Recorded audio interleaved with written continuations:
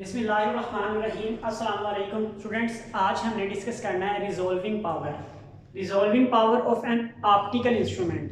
बेटा resolving power क्या होती है? किसी ऑप्टिकल इंस्ट्रूमेंट की वो एबिलिटी जिसकी वजह से हम माइनर से माइनर मतलब छोटी से छोटी डिटेल भी हासिल कर सकें, गेट कर सकें या रिवेल कर सकें। इसे बेटा हम रिजॉल्विंग पावर कहते हैं। मैग्निफिकेशन पावर बेटा किसे कहते थे?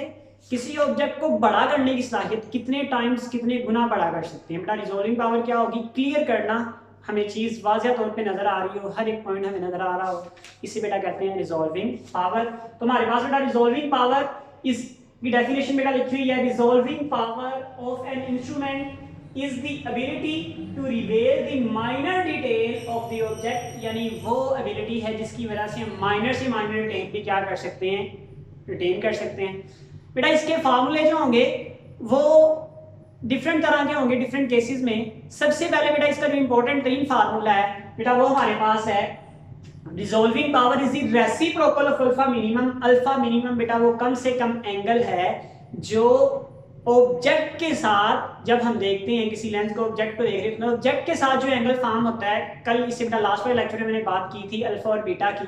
बीटा एंगल वो होता है जो इमेज के लिए फॉर्म होता है, बनता है। इमेज जब देखते हैं इमेज के जरिए से बन रहा होता है, और अल्फा बेटा वो एंगल होता है जो ऑब्जेक्ट के लिए बन रहा होता है।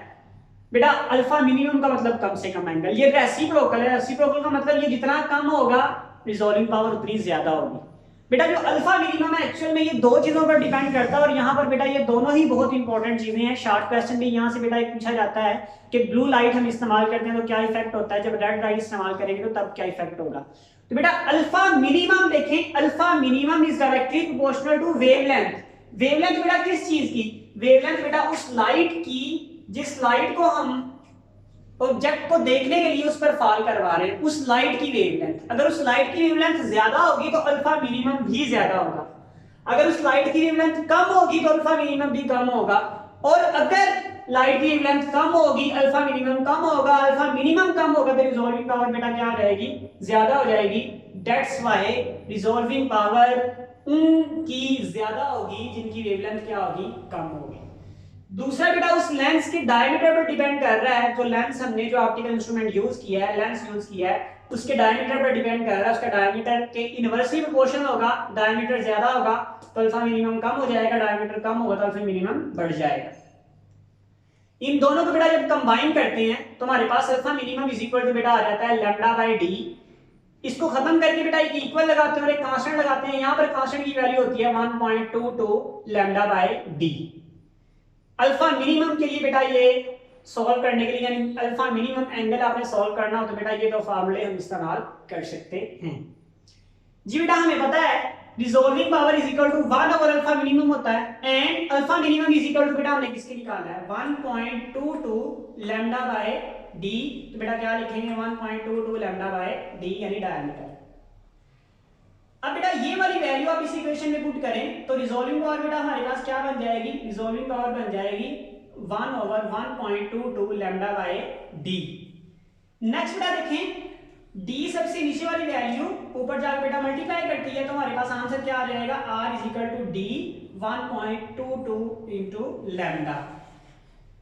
बेटा ये रिजॉल्विंग पावर का एक फार्मूला और ये फार्मूला, यहां से बेटा ये हमें पता चल रहा है कि जिन ऑब्जेक्ट की जिस लाइट की वेवलेंथ कम होगी उसके लिए रिजॉल्विंग पावर वो ज्यादा कर देगी, मतलब ज्यादा डिटेल से बताएगी, और जिसकी वेवलेंथ ज्यादा होगी तो उसके लिए बेटा वेवलेंथ ज्यादा होगी तो रिजॉल्विंग पावर कम हो जाएगी। बेटा एमसीक्यू भी याद रख लीजिएगा, जो ब्लू लाइट है उसकी वेवलेंथ सबसे कम होती है, दैट्स व्हाई उसके लिए रिजॉल्विंग पावर क्या रहती है? सबसे ज्यादा हो जाती है। नेक्स्ट बेटा resolving power for diffraction grating. Diffraction बेटा क्या होता है? लाइट का बेंड हो जाना। बेटा हम नेक्स्ट लेवल पे जाके ये पढ़ेंगे, ज्यादा के बेंड होने से वेवलेंथ में चेंज होता है। सिर्फ आपको बेटा इतना बता रहा हूँ कि जब जो लाइट बेटा रेज ट्रेवल कर रही होगी उसकी वेवलेंथ बेंड होने से पहले और बेंड होने के बाद बेटा चेंज हो जाएगी। जो बेटा अगर चेंज होगी उस केस में हमारे पास ये वेवलेंथ है बेटा बेंड होने से पहले और ये वेवलेंथ है बेंड होने के बाद। तो बेटा इन दोनों का जो डिफरेंस होगा और इन दोनों की जो एवरेज होगी, उन दोनों की जो रेशियो लेते हैं वो रिजॉल्विंग पावर होती है। मतलब लैम्डा यहाँ पर क्या है? पहले वाली वेवलेंथ और आफ्टर चेंजिंग उसकी वेवलेंथ सपोज करें ये λ1 हम कह रहे हैं बिफोर और ये λ2 है आफ्टर द डायफ्रैक्शन। तो इन दोनों की अगर एवरेज लेंगे तो वो हमारे पास क्या होगा लैम्डा होगा, अगर दोनों का डिफरेंस लेंगे तो वो क्या होगा डेल्टा लैम्डा होगा, यानी λ2 माइनस λ1 ये बेटा डायफ्रैक्शन ग्रेडिंग के लिए है। नेक्स्ट बेटा हमारे पास है if total number of lines on a grating is n, अगर टोटल नंबर ऑफ लाइंस आपको गिवन दे दी जाए, नंबर ऑफ लाइंस पर मीटर दे दी जाए या पर सेंटीमीटर दे दी जाए या नंबर ऑफ लाइंस टोटल दे दी जाए, तो उस वक्त बेटा रिजॉल्विंग पावर हम क्या करते हैं उन नंबर ऑफ लाइंस को मल्टीप्लाई कर देते हैं m से। m यहाँ पर बेटा क्या है, where m is the order of diffraction, m यहाँ पर क्या है डायफ्रैक्शन का बेटा ऑर्डर है, तो r इज इक्वल टू बेटा हमारे पास क्या आ जाएगा n क्रॉस m। ये बेटा रिजॉल्विंग पावर के फार्मूले हैं, चारों फार्मूले बेटा बहुत इंपॉर्टेंट है, ये भी फार्मूला, उसके बाद ये वाला, third one and fourth one बेटा चारों याद रखिएगा, उसके बाद ये एमसीक्यूज के लिए याद रखिएगा जी बेटा। अस्सलाम वालेकुम व रहमतुल्लाहि व बरकातुहू।